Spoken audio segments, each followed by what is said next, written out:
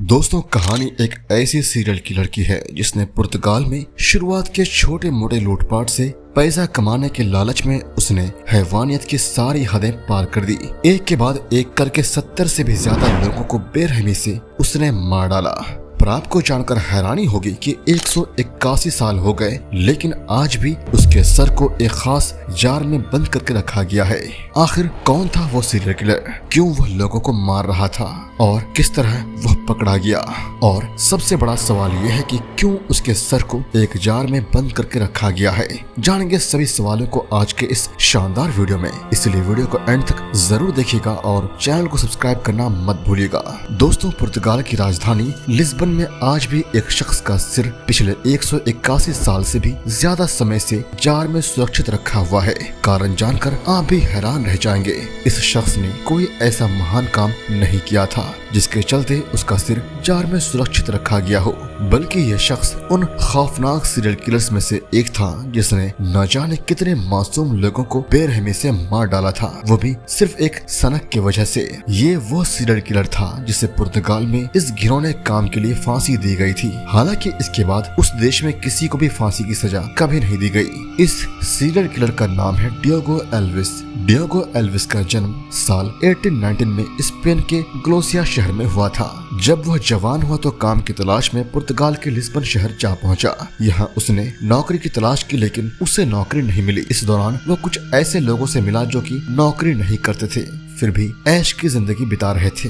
जब उसने पता लगाया कि वे लोग ऐसा क्या काम करते हैं जिससे उसके पास इतना रुपया है, फिर उसे पता चलता है कि ये लोग छोटे मोटे क्राइम करके पैसा कमाते हैं। बस यही बात उसके मन में बैठ गई। उसने भी तय कर लिया कि वह क्राइम की राह पकड़ेगा और खूब पैसे कमाएगा। फिर डियोगो ने शुरुआत की लूटपाट से। वह अक्सर भीड़ भाड़ वाले इलाके में जाता और लूटपाट की घटनाओं को अंजाम देता। डियोगो की जिंदगी इस तरह गुजर रही थी, फिर इसके मन में और पैसा कमाने की लालच आया। उसने सोचा कि क्यों ना कोई बड़ा हाथ मारा जाए। डियोगो ने काफी सोचा और एक रिसर्च की। रिसर्च में डियोगो ने पाया कि लिस्बन में 213 फुट ऊंचा इस पुल के जरिए ही आउटर एरिया में जाया जाता है। इस पुल का इस्तेमाल खेती बाड़ी करने वाले किसान ज्यादा किया करते हैं। वे लोग आउटर एरिया से शहर आते हैं, वहाँ फल सब्जियां बेचकर शाम को इसी पुल से वापस घर लौट जाते हैं। फिर डियोगो ने वहाँ जाकर पाया कि किसान या तो ग्रुप में वहाँ से जाते हैं या इक्का दुक्का किसान कभी कभी अकेले भी वहाँ से गुजरता है। डियोगो ने प्लान बनाया कि जो सबसे अंतिम किसान अकेले शाम के समय वहाँ से गुजरेगा वह उसी को अपना निशाना बनाएगा ताकि पकड़े जाने का खतरा ना हो। उसने फिर अपना काम शुरू कर दिया। अक्सर वह अकेले जा रहे किसान पर अचानक हमला करता, फिर सारे पैसे लूटकर किसान को पुल से धक्का देकर नीचे फेंक देता। उसे पूरा यकीन था कि 213 फुट की ऊंचाई से गिरने के बाद किसान की मौत होना तय है। इसी तरह डियोगो ने उसी पुल को अपना ठिकाना बना लिया। वह रोज घात लगाकर वहाँ बैठ जाता, फिर अकेले जा रहे किसान को लूटकर इसी तरह मार डालता। वह रोज लूटपाट की घटना को अंजाम नहीं देता। लूट में उसे पैसा ज्यादा मिल जाता तो वह उन पैसों से कुछ दिन अपना खर्चा चलाता और लूट की घटना को कुछ समय के लिए रोक देता। लेकिन अगर उसे पैसा कम मिलता तो वो रोजाना वहाँ घात लगाकर किसानों को शिकार बनाता जब तक कि उसके पास ज्यादा पैसे न आ जाए। इस दौरान कभी कभी उसका सामना कुछ हटे कट्टे किसानों से भी हो जाता जो इसका विरोध करते, तो बदले में डियोगो उन्हें चाकू मार देता, फिर उन्हें पुल से नीचे फेंक देता। एक महीना गुजरा तो इस इलाके में बात फैलनी शुरू हो गई कि काफी किसान जो लिस्बन जाते हैं वह गायब हो रहे हैं। बात लिस्बन तक भी फैल गई। करीब 25 से 30 किसान गायब हो चुके थे। पहले तो पुलिस ने सोचा कि शायद किसानों ने घाटा होने के चलते खुदकुशी कर ली होगी, तो उन्होंने इस बात पर इतना गौर नहीं किया। लेकिन इसी बीच पुलिस के होश तब उड़े जब उन्हें पता चला कि पुल के नीचे से गुजरने वाले राहगीरों ने कुछ लोगों की लाश वहाँ देखी है। लाशों की पहचान की गई तो पता चला कि सभी मरे हुए लोग किसान हैं। पोस्टमार्टम हुआ तो पता चला कि किसी भी किसान पर हमला नहीं हुआ है, उनकी नीचे गिरने से ही मौत हुई है। पुलिस ने एक बार फिर से यह मानना शुरू कर दिया कि गरीबी के चलते इन किसानों ने खुदकुशी की होगी। बात खत्म होने ही वाली थी कि किसानों के गायब होने का सिलसिला चलता ही रहा और ये संख्या बढ़कर 50 तक पहुंच गया।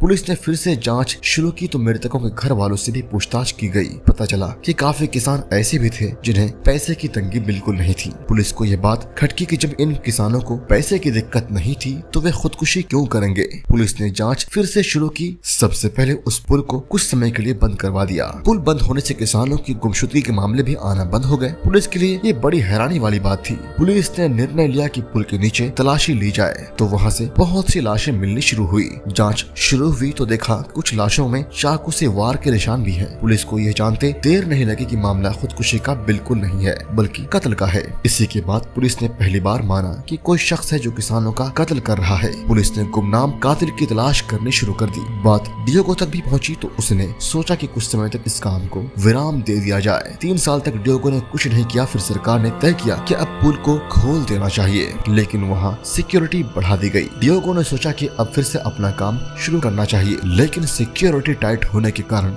वह ऐसा कुछ भी नहीं कर पा रहा था। डियोगो ने सोचा कि अब क्राइम करने का तरीका बदलना चाहिए। एक गैंग बनाकर अब लूट की घटना को अंजाम देना होगा। फिर उसने उन लोगों की तलाश की जो गरीब थे और छोटे मोटे क्राइम से जुड़े हुए थे। उनकी तलाश पूरी हुई और डियोगो ने एक गैंग बना लिया। पहले लिस्बन में ही छोटे मोटे लूट की और उन पैसों से गैंग के लिए हथियार खरीदे। फिर गैंग के साथ मिलकर डियोगो ने शहर में रहने वाले रईस परिवार को अपना निशाना बनाना शुरू किया। गैंग के साथ पहले वह रैकी करता, फिर लूट की घटना को अंजाम देकर उस घर में रहने वाले लोगों को बेरहमी से मौत के घाट उतारकर फरार हो जाता। पूरे शहर में ये बात फैलने लगी कि रईस लोगों के घर लूटपाट के बाद उन्हें मार दिया जा रहा है। पूरा शहर इस खबर से डरने लगा। पुलिस की भी टेंशन बढ़ी। आरोपियों को ढूंढने के लिए काफी तादाद में पुलिस फोर्स लगाई गई, लेकिन कोई सुराग नहीं मिला। इस दौरान डियोगो ने लिस्बन के मशहूर डॉक्टर को अपना निशाना बनाने का सोचा। प्लान के तहत वह डॉक्टर के घर घुसता है, लूट करके डॉक्टर समेत परिवार के 4 लोगों को बेरहमी से मार डालता है। डॉक्टर के कत्ल की बात आग की तरह फैल गई। पुलिस पर ऊपर से प्रेशर आ गया कि आरोपियों को किसी भी हाल में पकड़ना है। पुलिस ने जांच बढ़ाई और उन्हें पता लगा कि कुछ बदमाश हैं जो शहर के बाहर रहते हैं। वह शहर में आते हैं और वारदात को अंजाम देकर वापस लौट जाते हैं। इस बात को आधार बनाकर पुलिस ने उन लोगों को तलाशना शुरू किया। डॉक्टर के कत्ल में बस एक बात पुलिस के काफी काम आई, वो ये उनके कत्ल की सूचना आधे घंटे के अंदर ही पुलिस को मिल गई थी, जिससे पुलिस ने शहर में नाकाबंदी करके पूरे शहर की पुलिस को एक्टिव कर दिया ताकि आरोपी शहर से बाहर ना जा सके। इसी बीच पुलिस ने शहर से बाहर निकलते हुए 4 से 5 संदिग्ध लोगों को पकड़ा। उनसे सख्ती से पूछताछ की गई तो उन्होंने अपना जुर्म कबूल कर लिया। इन सभी में डियोगो एल्विस भी था, जो कि पुलिस के सामने बिल्कुल खामोश खड़ा था। पूछताछ में पता चलता है कि गैंग का सरदार डियोगो ही है। सबकी हिस्ट्री खंगाली जाती है तो पता चलता है कि वो लोग छोटे मोटे क्राइम से जुड़े थे, लेकिन पुलिस को डियोगो पर शक होता है और जब वह किसानों की हत्या की कड़ियां इन हत्याओं के साथ जोड़ता है तो डियोगो से सख्ती से पूछताछ करते हैं। डियोगो जल्दी ही अपना गुनाह कबूल कर लेता है कि उसी ने किसानों को मारा है। वह बताता है कि 70 के बाद उसे गिनती याद नहीं है कि उसने कितने लोगों को मारा है।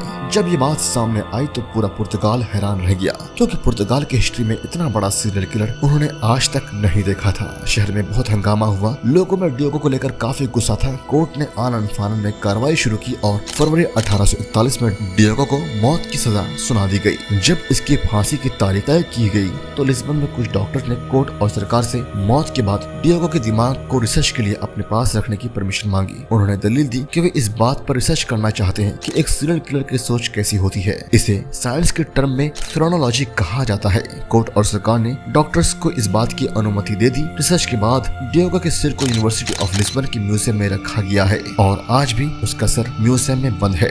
दोस्तों, यह थी कहानी लिस्बन के इतिहास के सबसे खतरनाक सीरियल किलर की। वीडियो अच्छी लगी तो लाइक, शेयर और कमेंट करना मत भूलिएगा। Thank you so much guys.